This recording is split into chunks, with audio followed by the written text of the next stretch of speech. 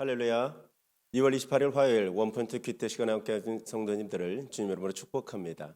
하나님께서 주신 말씀은 사무엘하 15장 24절에서 30절까지의 말씀입니다. 함께 봉독하겠습니다.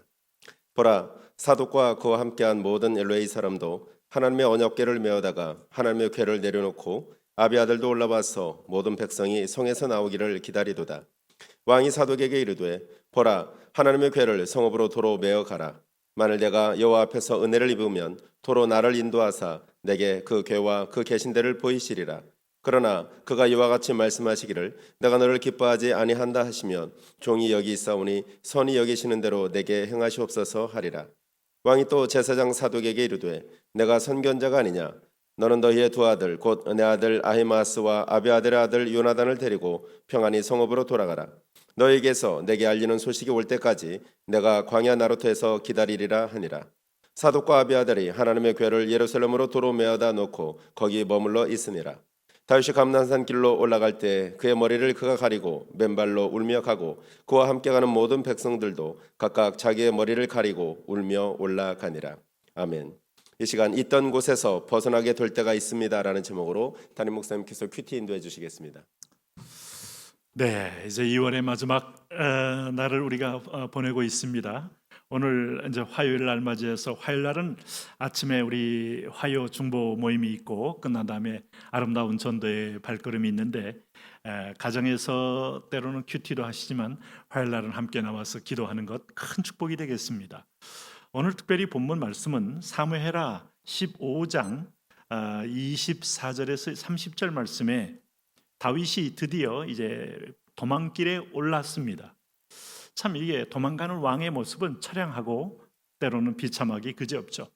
자, 임진난 때 한양 도읍을 내려놓고 강화도로 도망가던 이 선조의 뒷모습은 참 여러분 준비 안 된 왕이요 국방력에 대하여 뭔가 대비 없는 그야말로 도피자요 피신자의 모습은 그야말로 백성들에게도 참 처량한 뒷모습이 될 수밖에 없습니다. 왕권을 이미 잃은 겁니다. 그리고 도망가고 있는 겁니다. 이럴 때 여기 24절 보니까 제사장들이 중요한 행동을 합니다. 여기 보면 보라, 사독과 그와 함께한 모든 레위 사람도 하나님의 언약궤를 메어다가 하나님의 궤를 내려놓고 아비아들도 올라와서 모든 백성이 성에서 나오기를 기다리도다. 이렇게 말하므로 이 언약궤는 정통성이거든요.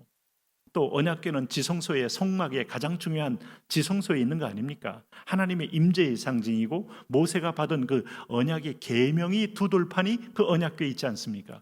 이게 왕의 홀보다 더 중요한 하나님의 임재의 표징이고 이 언약궤가 있으면 승리한다는 믿음까지 있는 것이죠. 이스라엘 백성들의 영적 DNA는 언약궤에 있어요. 그럼 이 사람들의 믿음은 어쨌든 간에 언약궤가 있으면 이 내전 가운데도 압살롬 군대를 이길 거라는 그런 일종의 기대를 가지고 언약궤를 꺼내 들고 나온 거예요. 그럴 때 다윗의 태도를 보세요. 제가 다윗은 정직한 사람이라고 그랬죠. 사람에게만 정직한 게 아니라 하나님께 정직해요. 인간은 실수할 수 있어요. 죄를 범할 수 있어요.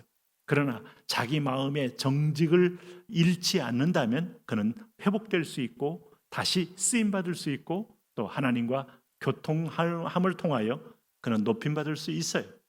다윗이 바로 그런 사람입니다. 25절에 보니까 그 다윗의 한 면을 여기서 봅니다. 왕이 사독에게 이르되 보라, 하나님의 궤를 성읍으로 도로 메어 가라.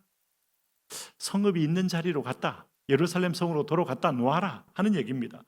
만일 내가 여호와 앞에서 은혜를 입으면 도로 나를 인도하사 내게 그 궤와 그 계신대를 보이시리라. 자, 우리가 어려울 때 끝까지 가보는 게 중요해요. 사업이 안 될 때 점쟁이를 찾아가서 언제 내가 뭘 해야 피겠소? 아니면 뭐 풍수지리상으로 뭘 해야 되겠소? 몇 자리를 옮겨야 되겠소? 아니면 뭐 재물 운을 뭐 나가지 못하게 하는 뭐를 갖다 놓는 게 좋겠소? 이렇게 귀신을 따라다녔다가는 인생 다 털립니다. 다 망합니다. 그런데 다윗에게 저력은 궤 없어도 하나님이 나를 버리신다면 버리는 거고 궤가 있어도 버리신다면 버리는 거고 없어도 하나님이 나를 택한다면 분명히 다시 여호와의 궤와 그 계신대를 보여줄 것이니 궤는 도로 갖다 놓아라. 다시 말하면 괴를 가지고 부적처럼 쓰지 않겠다. 이런 분명한 어떤 태도를 보이고 있어요. 그래서 26절, 27절에 더 분명히 자세를 보여주지 않습니까? 그러나 그가 이와 같이 말씀하시기를 내가 너를 기뻐하지 아니한다 하시면 종이 여기 있사오니 선이 여기시는 대로 내게 행하시옵소서 하리라. 하나님이 나를 우리아의 아내를 취하며 오늘 우리아를 죽였던 일에 하나님이 결코 내게 풀지 않는다면 나는 그의 처분대로 받는 것이 마땅하다. 이게 회개하는 자세요.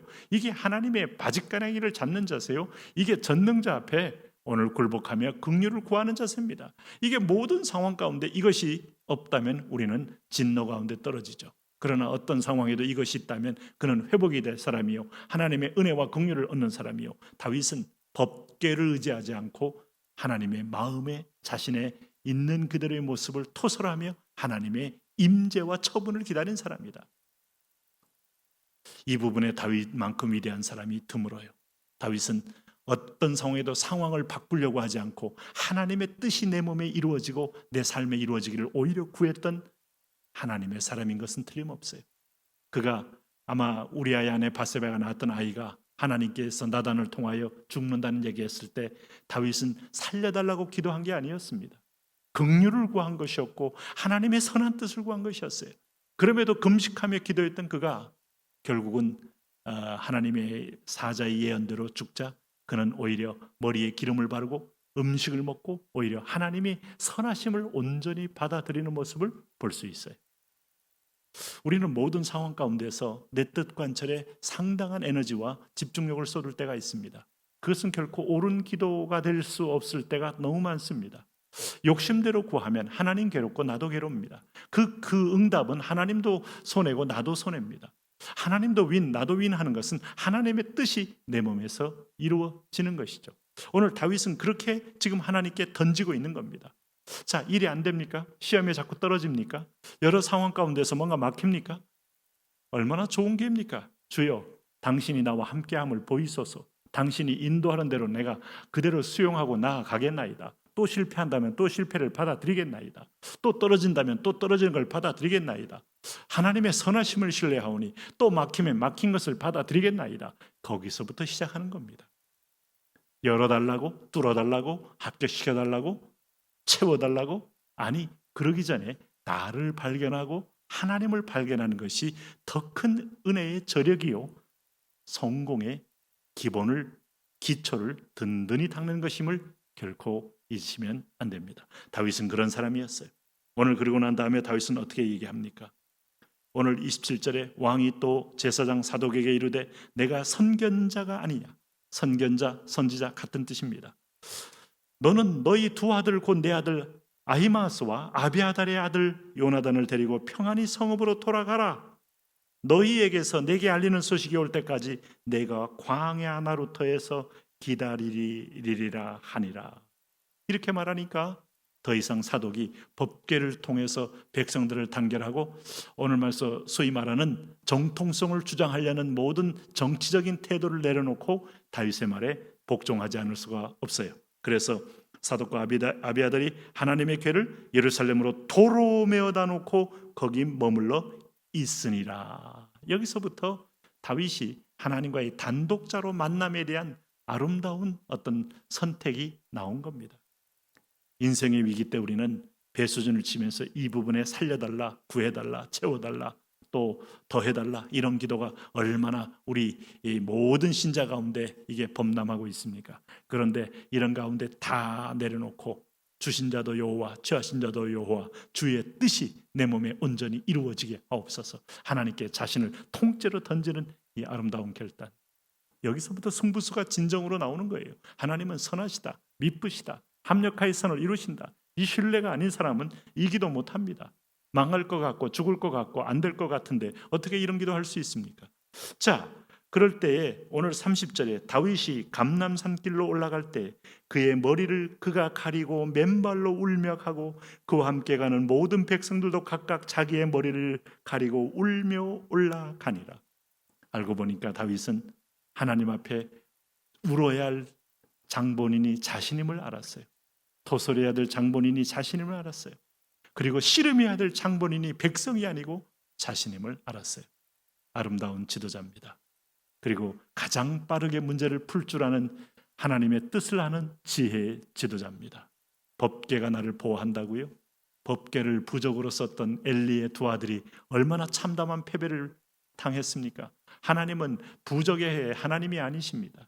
하나님은 살아계신 분이고 우리와 소통하는 분이고 우리의 마음을 통하기를 원하시는 분이죠. 다윗은 그 부분에서 하나님과 마음이 합한 사람. 다윗은 여기 보니까 머리를 그가 가리고 맨발로 울며 가고 왕으로서의 모든 권위를 내려놓고 죄인으로서 하나님 앞에 긍휼을 구하며 올라가는 다윗 앞에 하나님의 긍휼과 용서가 기다리고 있는 것이죠.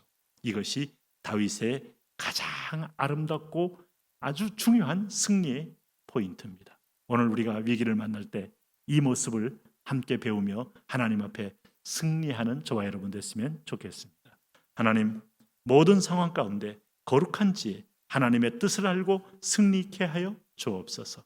다윗처럼 그 마음 품게 하여 주옵소서. 예수님 이름으로 기도합니다.